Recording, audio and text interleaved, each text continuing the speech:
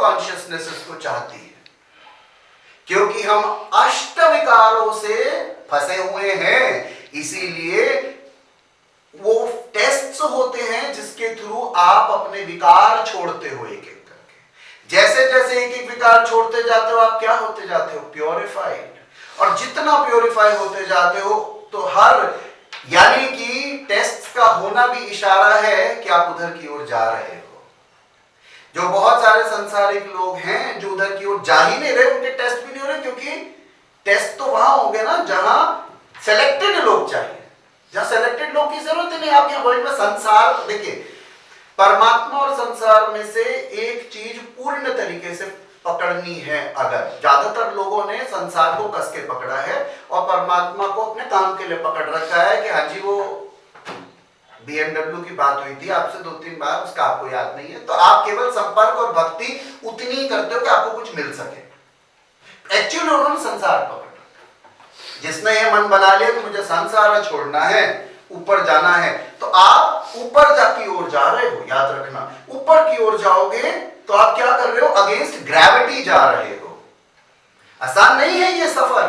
तो प्रॉब्लम्स का आना, नित्य नई परेशानियों का आना, आपके टेस्ट का होना, ये इशारा है ऊपर उठने की ओर, क्योंकि आपको हल्का होने के लिए जल को भाप बनना होगा ऊपर उड़ने के लिए, और भाप बनने के लिए जल को तपना होगा। तो ज्यादातर लोगों को इस मार्ग का चयन नहीं करना चाहिए अगर वो टेस्ट के लिए तैयार नहीं है, क्योंकि जल की तरह बहता रहे तो नदी में ठंडा बहता रहेगा। थोड़ा सा पत्थर से टकराएगा तो भगवान से कंप्लेंट कर देगा कि आज टकराव हो गया पत्थर से, चोट लग गई मेरे को, कोई नहीं। पर परेशानी उस जल की है जिसे तपना है और भाप बन के ऊपर उठना है और बादल बनना है। तो रूपांतरित जीवन के लिए तपाव जरूरी है। ये विज्ञान का भी एक मूल आधार है। तो टेस्ट तो होंगे बिकॉज आप परिवर्तित हो रहे हो from water to water vapour. आपके अपने विकारों को नष्ट होना, आपको प्यूरिफाई होना और हल्के होने के लिए क्या चाहिए? इन टेस्ट का होना। तो भक्ति मार्ग में भी टेस्ट आते हैं, बहुत अपोजिशन आती है, बहुत क्रिटिसिज्म आती है। आप अपना कार्य करते रहते, आप भटकते नहीं, टेंशन में नहीं आते, और क्या होता है? लाइट होते जाते हो, लाइट होते जाते हो। जितना लाइट होते जाते हो एक समय ऐसा आता है शून्यता में विलय। मीराबाई, चैतन्य महाप्रभु, ये जितने लोगों की हम बात करते हैं एनलाइटन्ड सोल्स, क्योंकि ह्यूमन बॉडी में आए थे, they also had to face problems. पर सवाल ये क्या है? परेशानी आई तो उनके अंदर का भाव खत्म हो गया, प्रेम खत्म हो गया, या उन्हें तकलीफें मिली तो उन्होंने बिलीव करना, ऐसा नहीं हुआ।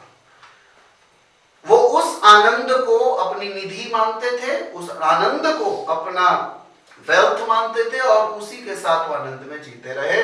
और उसी अंतिम स्थिति में भी जब भी उन्होंने आखिरी श्वास ली तो उसी परम चेतना में ही ली।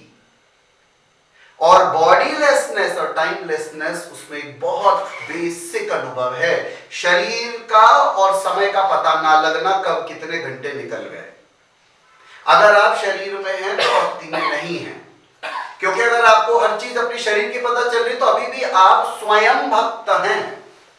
पहले अपनी शरीर, अपने कपड़े, अपनी सुंदरता, अपने संबंध, अपने परिवार, तो अभी तो माया अहंकार अभी बहुत स्ट्रांग है। भक्ति के लिए इस दीवार का, अहंकार की दीवार का टूटते ही अगर कुछ रह जाता है आप में तो केवल वो ही है, और उसके बाद कुछ बचता ही। उसके बाद लाइफ ऐसी हो जाती है जैसे कि वो चला रहा है, आप नहीं चला रहे।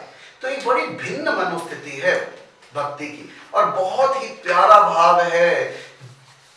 भगवान और भक्त में कोई जरूरत नहीं है कम्युनिकेशन की, वो हो रहा होता है।